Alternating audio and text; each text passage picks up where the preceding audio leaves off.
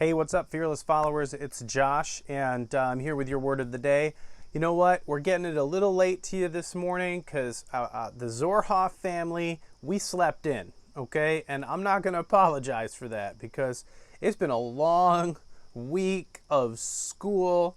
Christy's been getting up early in the morning, and today we decided we're just going to sleep in, and it's awesome. But here we are, Ruth 4 verses 13 and 14, where we read that Boaz marries Ruth, and then he makes love to her, which that's cool because that's what happens in marriage.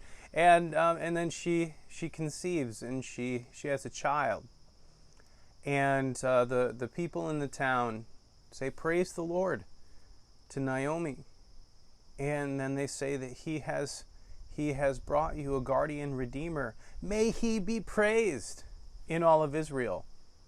There's a couple of really cool things in this story. One, it's important to remember that our story starts out long at the beginning where there's pain and loss and hardship. And also, Ruth, for 10 years, doesn't have any children. And so we're left with this question of, is that even going to happen? And, I was reminded this morning as we all slept in, and then Pike came and snuggled in bed with us, and we just laughed together. There was a season of life where Christy and I wondered, were we going to have a child? Was this going to work for us? And we waited. And I could never have imagined how amazing our son would be. And here, God not only gives a glimmer of hope to Naomi, but to Ruth and to Boaz, because Ruth has a child. And remember, just a few verses earlier, the people in town, the elders, prophesy and bless Boaz and say, "You will be a father."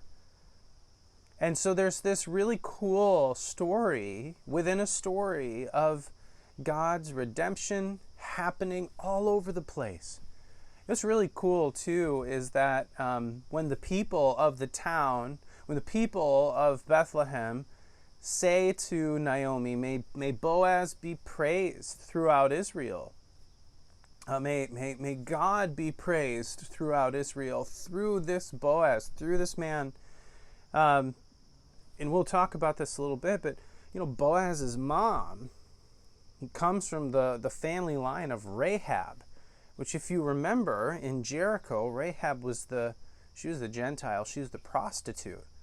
I mean, Boaz comes from this family line of kind of a sordid and seeded past, and yet God uses him, redeems his past, gives him a son, redeems his future. It's such an amazing story of how God's just working and giving glimmers of hope to everyone. And so I don't know where you are in this story. I don't know where you are on this kind of overcast Saturday morning. But I wonder, are you looking for some hope today? Maybe there's a circumstance that you're in where you're waiting for God to move. You're waiting for things to change. And I just want to encourage you. God's working. God's always working. He's always moving. And He always works to redeem His people and bring about goodness for us in our lives. Maybe that's not in our circumstances. Maybe that's in our hearts. Maybe that's in our character formation. But He's always working. And so I think that's pretty sweet, and that's what this text reminds me of. That's the word of the day. I just want to encourage you and remind you God's working in your life, and He wants to redeem you. He wants to redeem your circumstances. That's who He is.